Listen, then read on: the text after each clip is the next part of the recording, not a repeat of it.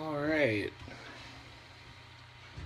We have about 45 whole seconds before we'll officially get started here.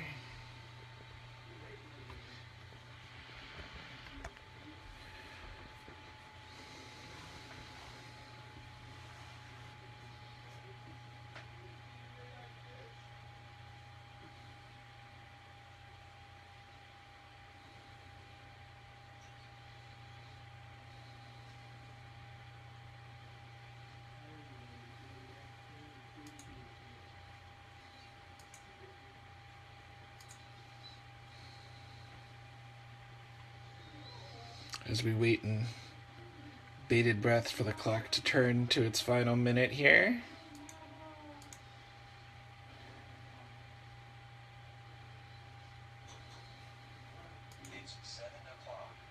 Alright, the clock has chimed 7.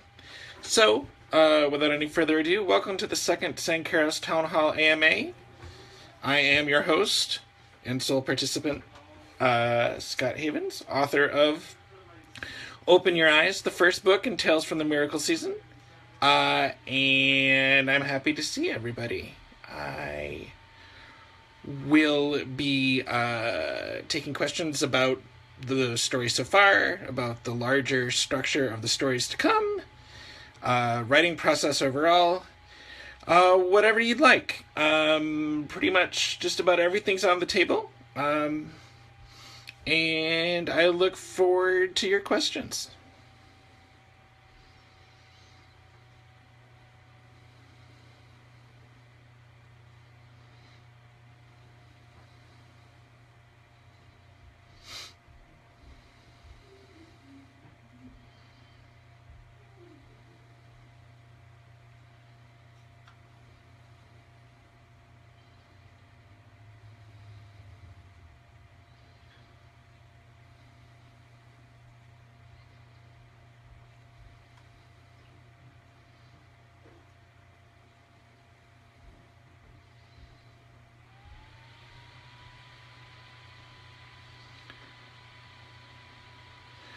Why do I write? Well, that's a great question. I guess for the most part, I like to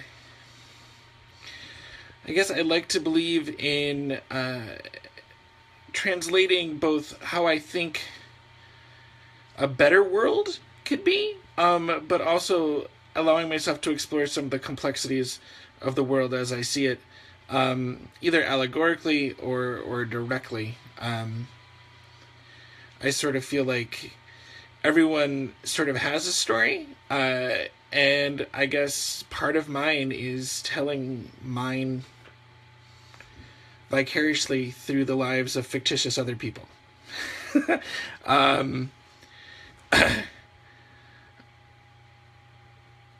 I guess I'm drawn to urban fantasy and neo-mythic fiction, largely because I really believe that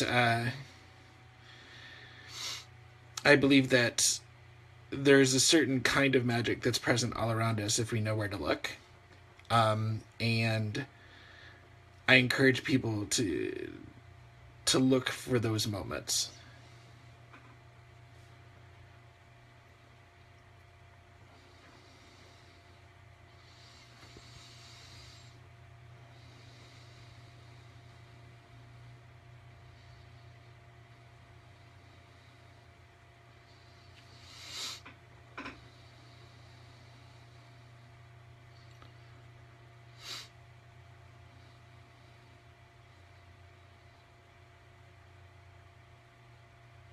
Well, while we're waiting for some more questions, why don't I just say that we released episode 3 last week. Episode 4 should be going up midweek this week.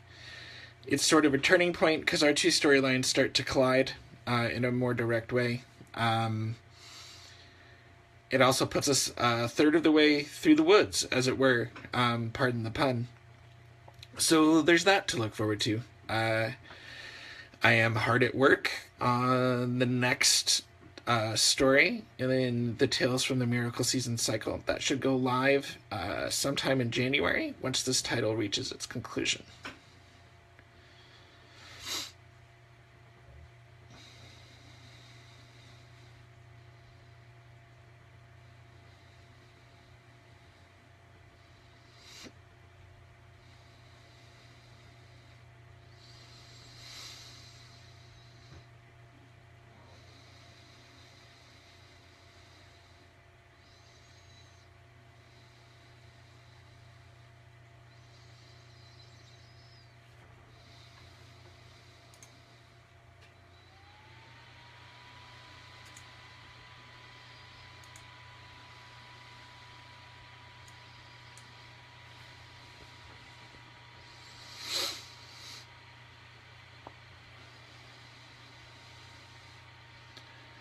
My favorite character? I'll tell you, no one you've met yet. They're all my children, and I love them all more, and I guess as any responsible parent would tell you, I don't love any of them more than the other, but that would be a horrible, horrible lie. There are some great characters on the horizon that aren't even mentioned in this first story at all, actually. We won't see them for a while yet. But you kind of have to meet all these other people first. The story is kind of complicated, and it weaves a little bit backwards and forwards through time. So in order for them to be appreciated the way I appreciate them when I started outlining the process, you kind of have to be patient. So I know they're coming. I know they're on the horizon, and I think you guys are going to dig them too. But it's going to be a while.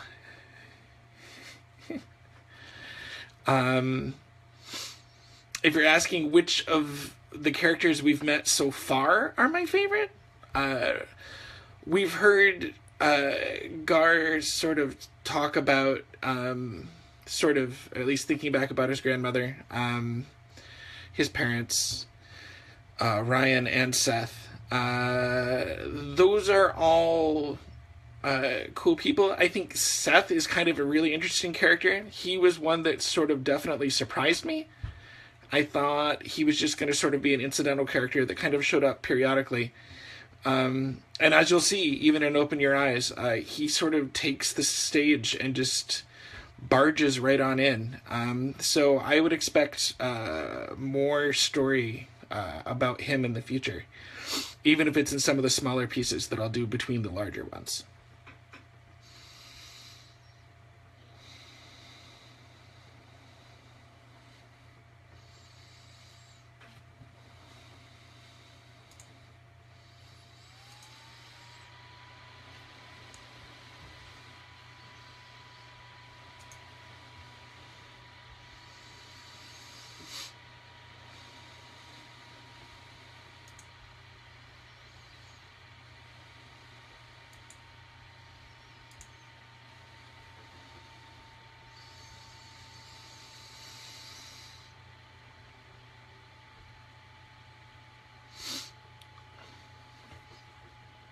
Anyone else have any questions?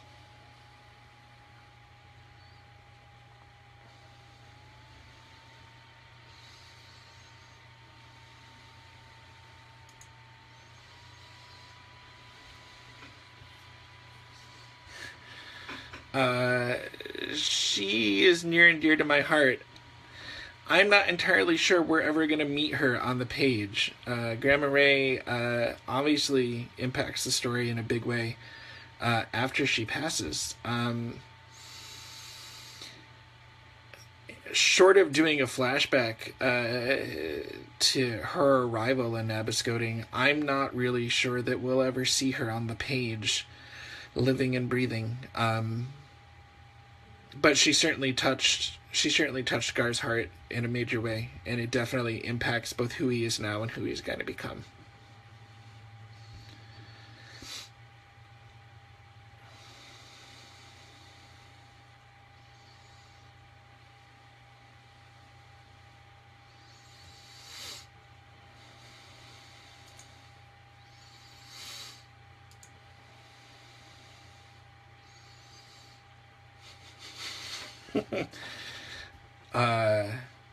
Yeah, we haven't even hit episode 4 yet.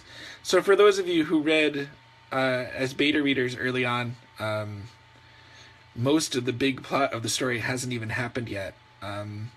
It's hard for me to remember that there's so much more for the readers to experience at this point, but there's a lot. There's a lot more to come.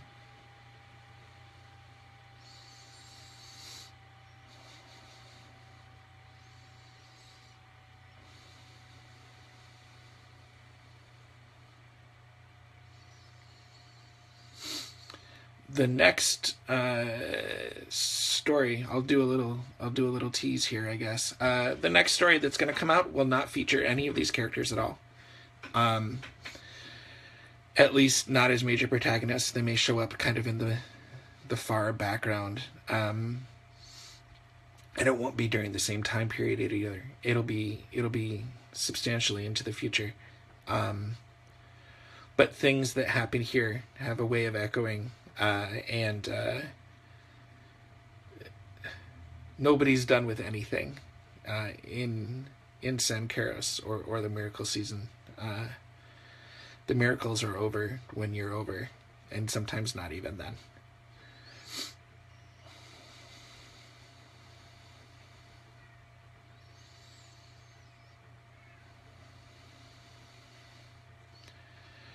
Well, I write urban fantasy. So to ask me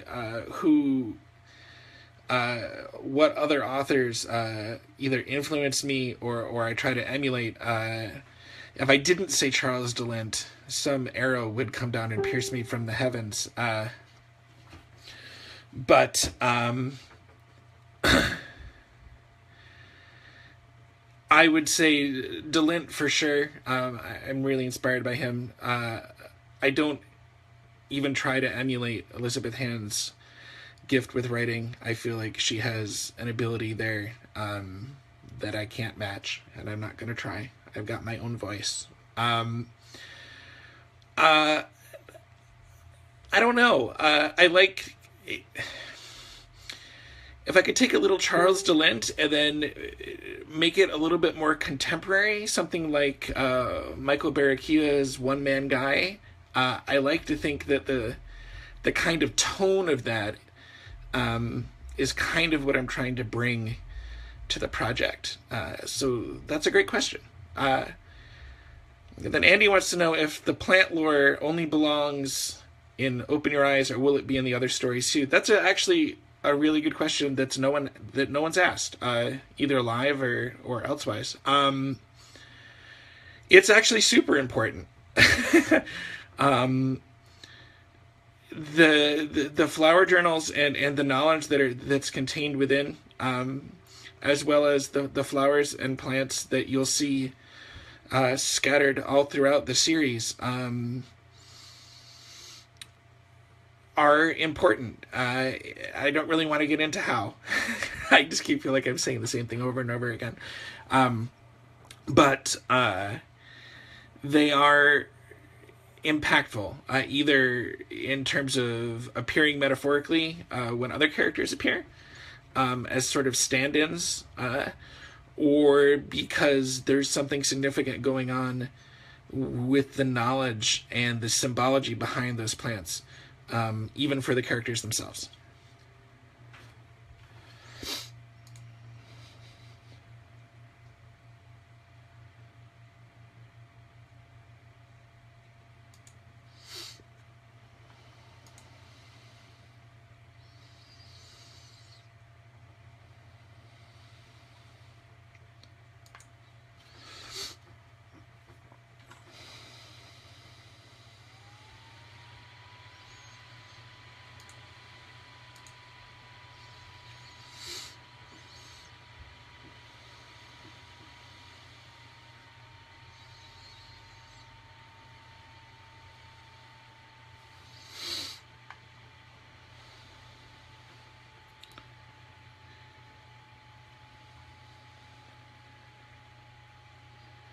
Oh goodness, Rose War. For those of you watching from home, or who watch this later, once this goes into the archive, Rose War was a it was a Changeling the Dreaming second edition campaign I ran for about just shy of 5 years, back in the early 2000s. Some of the places and the setting that I created for that game, I won't lie, totally either inspired or directly found themselves living in this new fictional Nabiscoting. So you'll see some of that. But in terms of people, or any of the plot of that game, or the game itself, obviously, none of that is going to be present in this. This is, in a lot of ways, it's a much more realistic city than what that campaign eventually led to.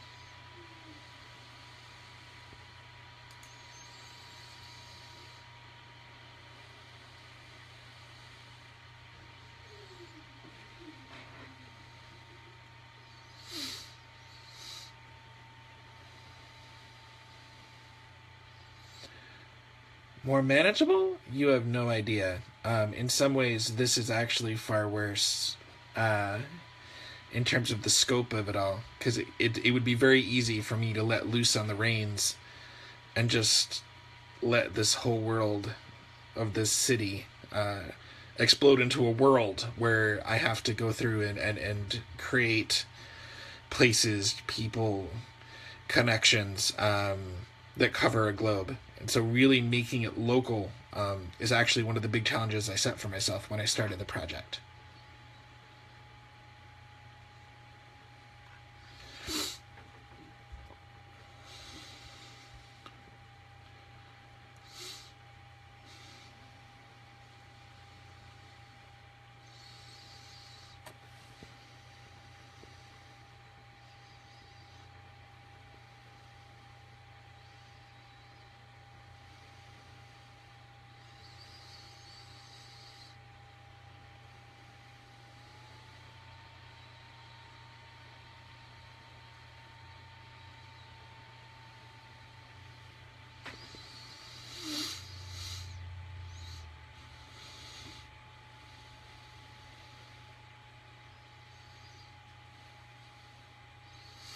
Yeah, the stories that exist in Sankoros are really, in Sankoros and Nabiscoting, are really just going to take place there. You're not going to see the characters running off to Rome for a vacation, or they're going to, I don't know, go off to New York City for some grand adventure. I mean, it's not out of the realm of possibility that something like that might happen in the future, but none of the stories currently planned take place there. They all take place either in Sankaros, Nabiscoting, or somewhere very nearby within the same general locality. I really wanted to capture the spirit of a place with Tales from the Miracle Season. And so in a lot of ways, that sort of genus loci of that area is really what I'm kind of trying to explore.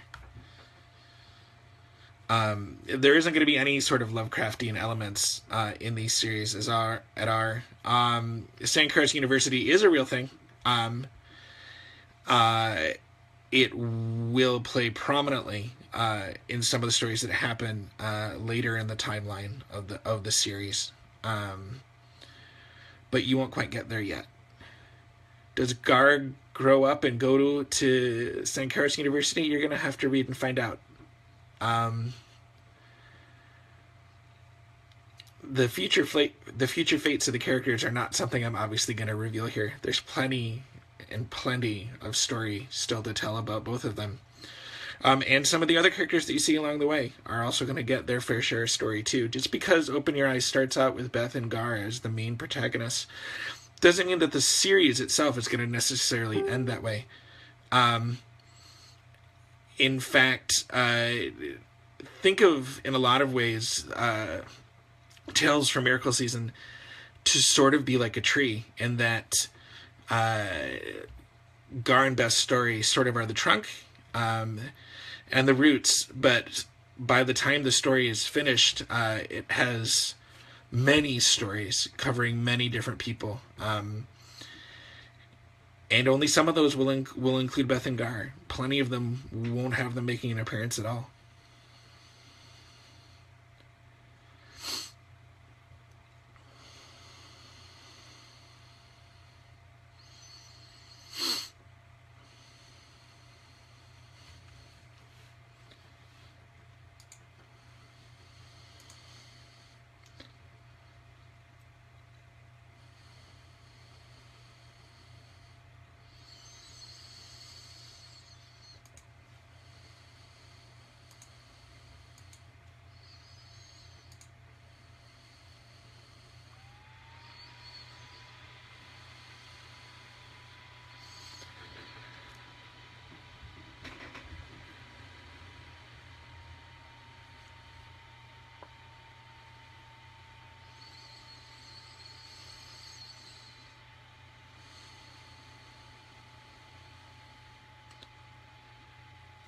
Any other questions about the series, characters, writing process?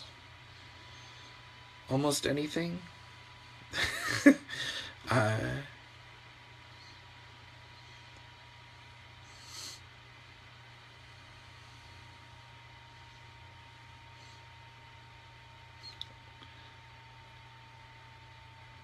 Let me ask you guys a question, actually. I don't think that normally works that way with a Facebook Live sort of situation. But typically when you guys do AMAs, when you become participants in them, do you prefer that to be like during the workday? Do you prefer it to be in the evening when you're home? Somewhere else? Sometime else? I'm just sort of curious because we've done these twice now. The first at 2 p.m. on a Wednesday afternoon. And now on a Monday evening. And I'm just sort of curious what everybody thinks the best time to do them is. Maybe this is the wrong forum for that. It's certainly not professional, but I am curious. So what you guys talk amongst yourself, I'm going to get back to questions from people. So Joe is asking, do you anticipate any stories having more than 2 viewpoints? Absolutely.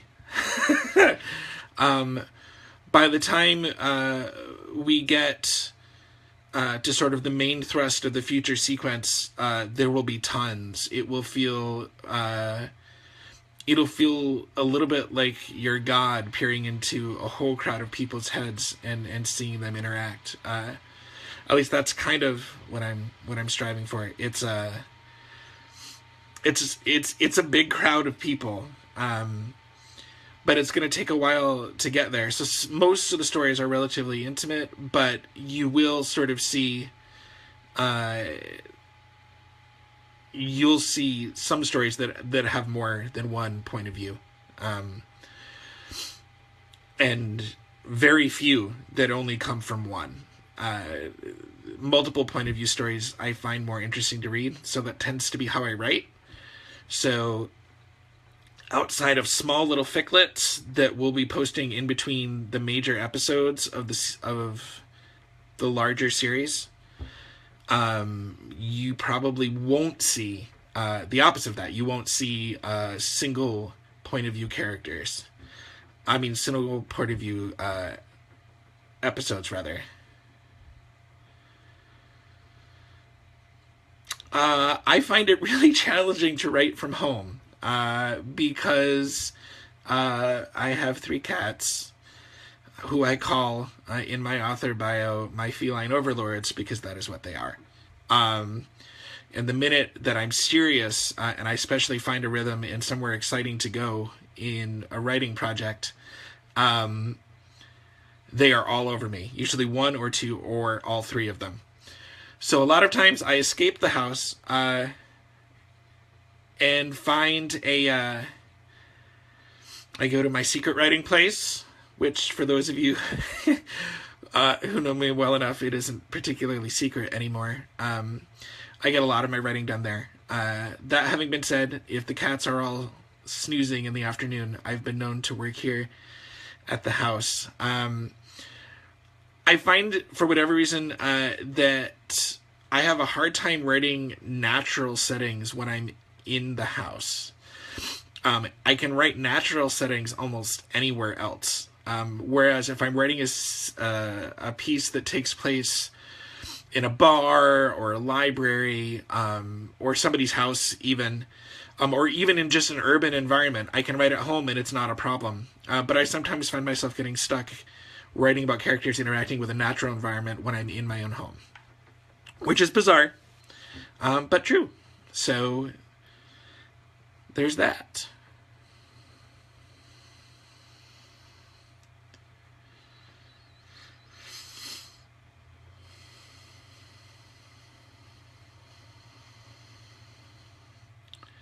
Have I ever tried writing a natural setting in one? I would love to. The problem is, prior to my battery replacement on my laptop, I could not go for any length of period of time in an environment without a plug. The battery that came with my laptop was not the best, and so I had unplugged with the writing software I use, which is a little bit of a battery drainer. It gave me maybe 45 minutes before it would start to get buggy, and maybe an hour before it would close down due to lack of power. I have a better battery now. That's something that I could theoretically do. But of course now the weather is turning colder. So that may be something I try in the spring, however. A typewriter. Yeah, that would be fun. I was trained on a typewriter, actually. A typewriter and a word processor back before we all had computers. I took typewriting classes. I did not do well because I was more interested in being speedy and accurate than having my fingers on the right buttons all the time. Yeah, I don't rule any of that out. If someone gave me a typewriter, I would try it. Totally. It would be a very different experience, and I would be interested to see how that would impact the work.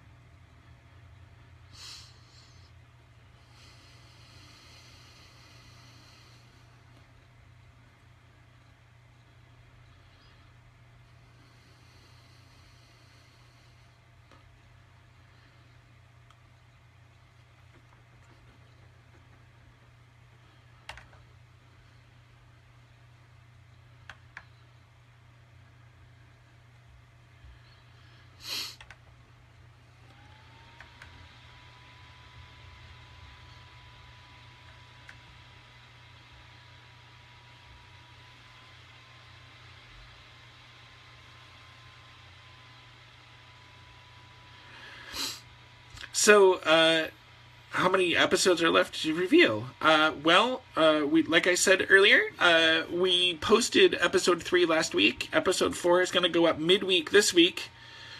There are 8 more. The Open Your Eyes series ends with episode 12. Barring some sort of calamity, that should drop, I believe, either the very last week in December, if I timed everything right, or the very first week in January. Then we'll go a little dark, and not in terms of tone, but we'll release some very small pieces of fiction. Sort of little teasers of characters you haven't met yet, little sort of character introduction snippets, as it were. And then we will I'll open up the next story, which I'm not ready to announce yet. I've got 2 or 3 in the fire, and all 3 are relatively close in terms of how far along they are. So I'm not exactly sure which one of them is gonna rush to the front of the pack, as it were, and become the next story I release on the site. What techniques do I use to overcome writing blocks? It's a great question. It's almost universally music. There's a reason why the first thing I do every time I start a new project is lose myself for a week developing some sort of bass playlist so that I can always hear that. And I just have that sort of in a loop pretty much 24/7 while I'm writing on it. While I'm working on it, rather. I'm sorry. I also find sometimes if I get super, super frustrated, I need to watch something super cheesy. Late 80s, early 90s rom-com, or I need to read something really funny, because I feel like in some ways non-sarcastic humor is something I still kind of struggle with as a writer. So something like the Belgariad or Stephen Cooper's With You in Spirit, or even God's Behaving Badly. I apologize, I forget the author. Oh, Marie Phillips, that's who that was. Just something different than what I'm writing on, something with a different tone. I find that sometimes is super helpful. I am going to actually put the playlist out there. The playlist I developed for Open Your Eyes is a Spotify playlist. So once I've sort of narrowed down sort of the top few picks, I'm definitely going to post that out there. I'm thinking probably midway. So look for that to pop up at welcometosangkeros.com, probably somewhere around episode 6. What authors are those who give me my creative influence? I talked about that a little bit earlier in the chat, but I would say probably Charles DeLint, Emma Bull. There's a little bit of Patrick Neff, some Michael Barakiva, some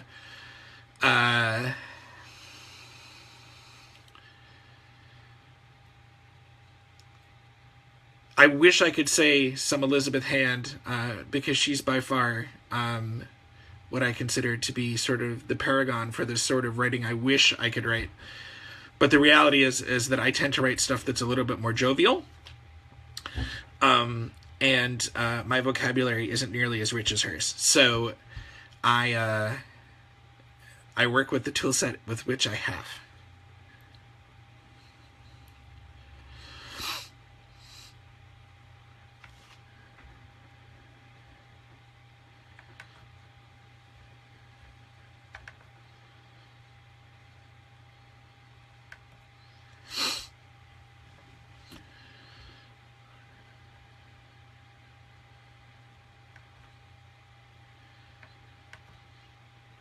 All right, if there are any more questions, let's ask them now, because I think in probably about 5 minutes or less, we're probably going to end this one. We're doing these about every 3 episodes, so we'll get to say hi to each other's faces again right around episode 6. I guess right around when that Spotify playlist comes out, so we can talk about that then.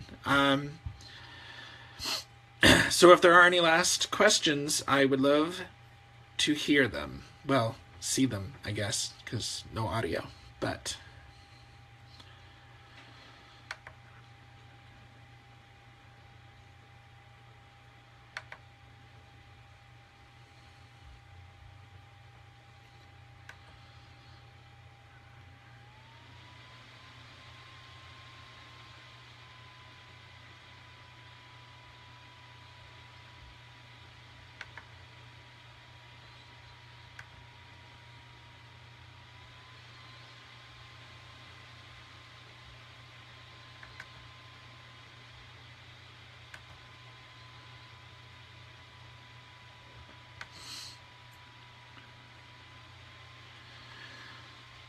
All right. If there are no more questions, then I guess I'm going to thank all of you for taking time out of what I'm sure... Oh! All of these questions popping up. I thought everybody was... Anyways, sure. Let's tackle them. I'm not super comfortable, honestly, drinking while I write. I feel like if I'm in an early in the process, I guess, if I'm brainstorming or outlining, or I'm just looking for sort of the right and a new fresh take, maybe, I guess. But when I'm actually writing the story itself, I prefer not only to be stone cold sober, I prefer to be profoundly caffeinated. I find that both of those things are big time helpful. Would this be picked up by a bigger publishing group? It's impossible to say. The goal, as I've always said, is once the series is done in January, I'm shopping it around to local publishers that'll just print it just for me. So I'll have a physical form that I can sell on the website. Once that's done and there's an official manuscript, as it were, if someplace has open submissions, I might consider it. But these days, those things are sort of few and far between. So that would be a dream. That would be cool. I would love to take all of Tales from the Miracle Season and turn them into something substantially bigger. But right now, I'm really just focused on putting out the best stories that I can, and then hoping that that carries me to whatever sort of success I might have. Have I ever thought about printing out and including it in lending little libraries?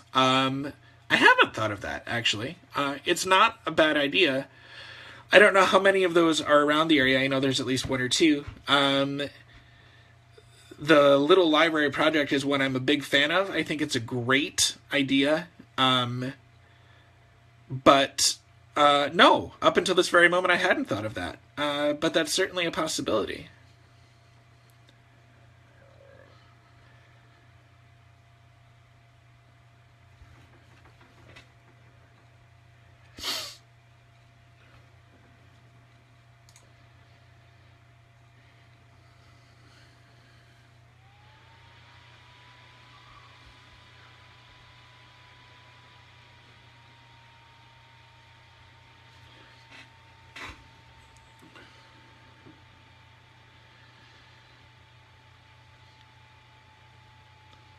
All right, it looks like that's the last question for tonight, unless something pops up on my screen.